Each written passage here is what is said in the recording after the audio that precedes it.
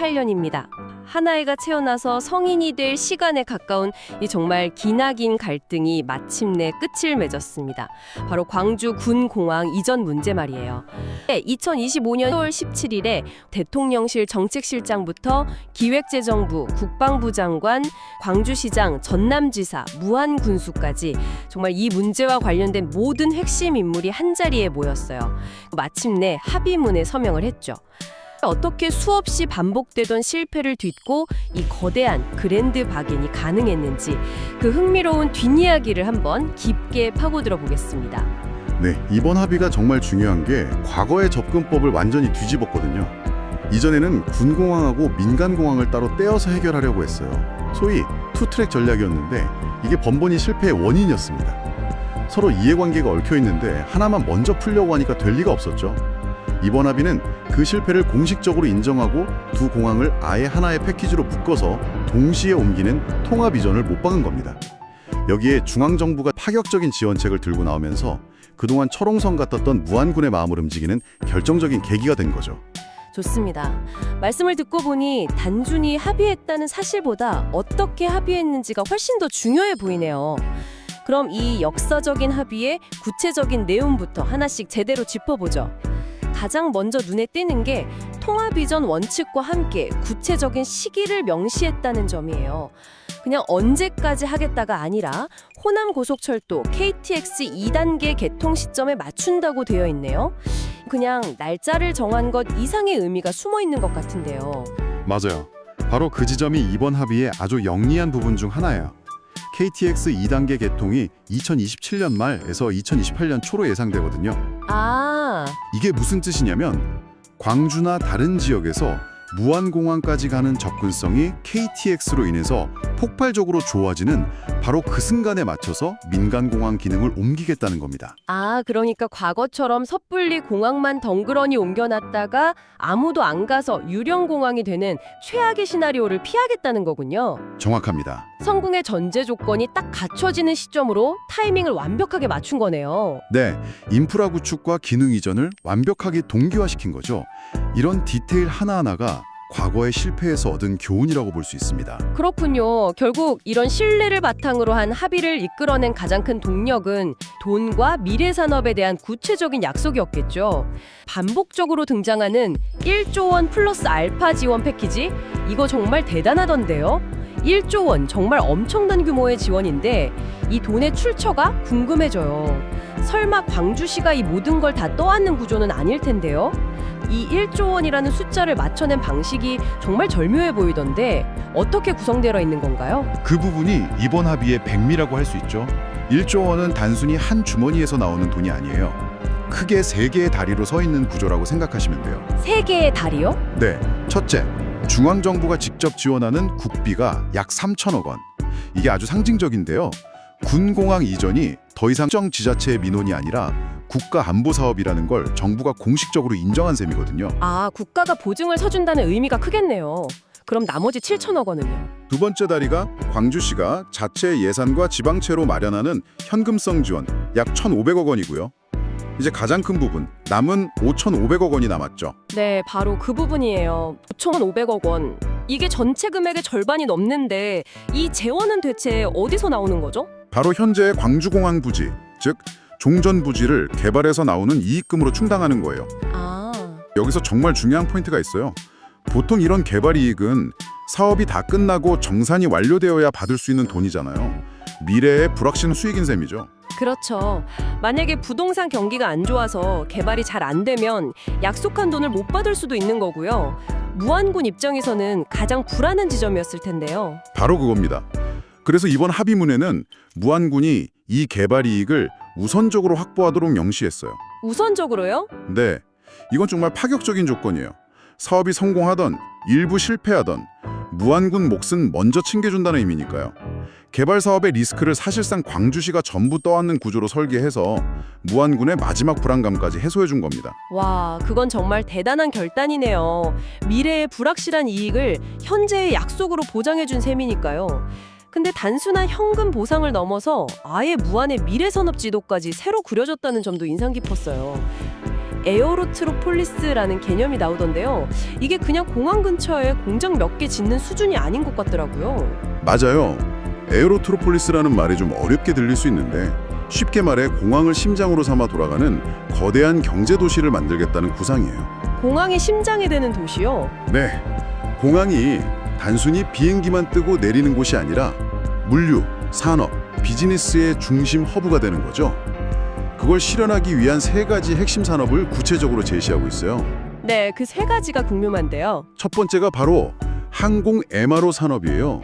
항공기 유지, 보수, 정비를 뜻하는 건데 이게 엄청난 고부가가치 기술 집약 산업이거든요.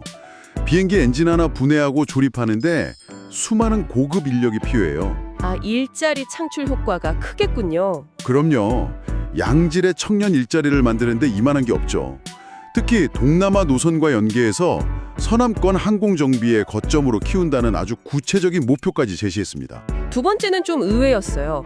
국가농업 AX 플랫폼이라고요. 최첨단 공항 옆에 웬 농업인가 싶었거든요. 그게 바로 지역 맞춤형 전략인 거죠. 무안은 전통적인 농업 강군이잖아요. 기존의 강점을 버리는 게 아니라 오히려 AI 기술을 접목해서 새로운 차원으로 혁신하겠다는 거예요. 생산부터 유통, 판매까지 전 과정에 인공지능 전환, 즉 AX를 도입해서 농가 소득을 높이고 농촌 인구 감소 같은 고질적인 문제에 대한 해법까지 모색하는 거죠. 마지막 3번째는 R2000 국가산단이었죠. R2000이 재생에너지 100% 사용을 의미하는 건 알겠는데 이게 왜 글로벌 기업을 유치하는 비장의 무기가 되는 건가요? 단순한 친환경 이상인 것 같은데요? 비장의 무기 맞습니다. 요즘 구글이나 애플, 마이크로소프트 같은 글로벌 빅테크 기업들이 데이터 센터를 지을 때 가장 먼저 따지는 조건이 뭔지 아세요? 뭘까요? 바로 R100 달성 가능 여부예요. 이건 이제 선택이 아니라 필수 조건이거든요. 무안 일대의 풍부한 태양광 풍력 자원을 활용해서 100% 재생에너지로만 돌아가는 산업단지를 만들면 이런 글로벌 기업들에게 우리 말고는 대안이 없습니다라고 말할 수 있는 아주 강력한 유인책이 되는 겁니다. 와, 듣고 보니 1조 원이라는 돈의 액수보다 그 돈을 어떻게 조달하고 그 돈으로 어떤 미래를 그릴 것인지에 대한 설계가 훨씬 더 치밀하고 정교했네요. 이 모든 걸 보고 있으니 오히려 더 궁금해져요. 이렇게 완벽해 보이는 계획이 나오기까지 왜 18년이나 걸렸을까요? 과거의 실패 사례들을 보면 꼭 오답노트 같던데요. 정말 그렇죠. 가장 결정적인 실패 사례를 꼽으라면 2018년 합의를 들 수 있어요. 당시 자료를 보면 군 공항 이전이라는 가장 어렵고 민감한 문제는 일단 뒤로 밀어두고요. 민간공항만 먼저 2021년까지 무안으로 옮기기로 합의를 했었죠. 일단 쉬운 것부터 해결하고 보자는 생각이었던 걸까요? 그랬을 수 있죠. 하지만 광주시 입장에서는 군공항 이전이라는 수권 과제가 해결되지 않은 상태에서 황금알을 낳는 거위인 민간공항만 덜컥 내줄 수는 없었던 거예요. 결국 2020년에 이 약속을 이행할 수 없다고 밝히면서 합의는 휴지 조각이 되고 양측의 신뢰만 완전히 무너지는 최악의 결과를 낳았죠. 핵심 문제를 비껴가려다 오히려 갈등의 골만 더 깊어진 셈이에요. 신뢰가 깨진 게 가장 컸겠네요. 그러다 2023년에 특별법이 개정되면서 분위기가 조금씩 바뀌기 시작하는군요. 기부 대양여 방식으로 사업을 추진하다가 부족분이 생기면 국가가 지원할 수 있다는 법적 근거가 이때 마련된 거고요. 하지만 진짜 결정적인 전환점은 따로 있었던 것 같아요. 네, 바로 중앙정부의 직접적인 개입입니다. 2025년 6월 대통령이 광주에서 열린 타운홀 미팅에서 광주 군 공항 이전은 더 이상 미룰 수 없는 국가의 책무라고 선언하면서 대통령 직속 TF를 구선하라고 지시해요. 이 순간부터 논의의 판이 완전히 바뀝니다. 이전까지는 광주시와 전라남도, 무만군이라는 지자체 간의 힘겨루기 양상이었다면 이때부터는 중앙정부가 직접 중재하고 책임지는 구도로 전환된 거죠. 정부가 직접 나서서 1조 원이라는 구체적인 당근을 설계하고 협상 테이블을 주도하기 시작한 겁니다. 자, 이제 정말 흥미로운 대목으로 넘어가 보죠. 이 모든 실질적인 조건들을 조율한 뒤에 합의의 활용점정을 찍은 한 수가 등장합니다. 바로 무안국제공항의 이름을 김대중공항으로 바꾸는 방안이에요. 단순히 이름 하나 바꾸는 게 왜 그렇게까지 중요한 의미를 갖는 걸까요? 단순한 명칭 변경을 훨씬 뛰어넘는 아주 정교하게 설계된 정서적이고 상징적인 전략이라고 봐야 해요. 한번 무안 주민 입장에서 생각해 보세요. 군 공항은 어쨌든 소음 피해를 유발하는 솔직히 말해 혐오 시설로 여겨질 수 있잖아요. 그쵸. 그걸 내 지역에 받아들여야 하는 거예요. 그 대가로 돈과 산업단지를 얻는다고 해도 마음 한편에는 억울함이나 피해의식이 남을 수 있죠. 네, 보상은 받았지만 우리는 피해자라는 인식이 생길 수도 있겠네요. 바로 그 지점을 파고든 겁니다. 혐오 시설을 받는 대신 대한민국 민주주의의 상징이자 호남 지역의 자부심인 김대중 전 대통령의 이름을 얻게 되는 거예요. 노벨 평화상 수상자의 이름이 공항에 붙는 거죠. 아, 이렇게 되면 군 공항 옆에 산다는 부정적인 인식이 김대중 공항의 도시에 산다는 자부심으로 바뀔 수 있는 아주 강력한 심리적 기제가 작동하게 됩니다. 지역의 반감을 자부심으로 치환하는 뭐랄까 마법 같은 효과를 노린 거죠. 듣고 보니 그러네요. 이건 정말 차원이 다른 이야기네요. 브랜드 가치도 엄청나겠어요. 뉴욕 JFK 공항이나 파리 샤르고골 공항처럼요. 맞습니다. 세계적인 위인의 이름을 사용함으로써 공항의 국제적인 인지도와 격을 단번에 끌어올릴 수 있거든요. 이건 앞으로 국제선을 유치하고 해외 관광객을 끌어들이는데 돈으로 환산할 수 없는 이번 1년간의 대장정이 막을 내린 이 합의가 우리에게 시사하는 바는 무엇일까요? 이건 단순히 공항 하나 옮기는 사업이 성공적으로 끝났다는 의미가 아니라고 생각해요. 18년, 거의 20년 가까이 끌어온 지자체 간의 해묵은 갈등을 어떻게 풀 수 있는지에 대한 하나의 성공 공식을 보여준 사례예요. 성공 공식이요? 네, 바로 책임 있는 중앙정부의 중재와 상대의 입장을 속속들이 고려한 파격적인 인센티브의 결합이죠. 광주는 도시 발전에 가장 큰 족쇄를 풀었고 무안은 지역의 미래를 통째로 바꿀 종잣돈과 청사진을 확보한 진정한 윈윈 게임의 모델을 제시한 겁니다. 물론 합의는 끝이 아니라 이제 새로운 시작이겠죠. 청사진이 아무리 훌륭해도 현실로 만드는 과정은 또 다른 문제일 테니까요. 앞으로 남은 과제들도 만만치 않을 것 같아요. 맞습니다. 이제 가장 큰 산은 무안군 주민들을 설득하고 최종 동의를 얻어내는 과정이에요. 일부 강경 반대 단체들의 저항도 분명히 있을 거고요. 또 광주시는 약속한 재원을 차질 없이 마련하기 위해 종전부지 개발을 반드시 성공시켜야 한다는 엄청난 책임을 지게 됐어요.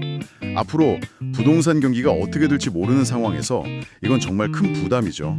그리고 이 모든 계획의 전제 조건인 KTX 2단계 공사가 2027년까지 차질 없이 완료되어야 한다는 점도 있고요. 이 톱니바퀴 중 어느 하나라도 삐걱거리면 계획 전체가 흔들릴 수 있습니다. 네. 서남권의 미래는 이제 활주로 위에 서 있다. 이 합의는 분명 호남권 전체를 아우르는 초광역 경제권 구축의 시발점이 될 겁니다. 하지만 여기서 우리가 한 걸음 더 나아가 던져볼 질문이 있는 것 같아요. 이번 계획의 핵심은 결국 공항을 중심으로 한 산업도시, 즉 에어로트로폴리스 모델이잖아요. 과연 20년, 30년 뒤에도 항공물류와 제조업 중심의 도시 모델이 미래 지역 발전의 유일한 혹은 최선의 정답이 될 수 있을까요? 이 거대한 프로젝트가 성공적으로 이룩하길 바라면서도 끊임없이 변화하는 세상 속에서 지속 가능한 지역의 미래는 과연 어떤 모습이어야 할지 우리 모두가 함께 고민을 시작해야 할 시점이 아닌가 싶습니다. 구독, 좋아요, 알림으로 인사이트 정보를 받아보세요.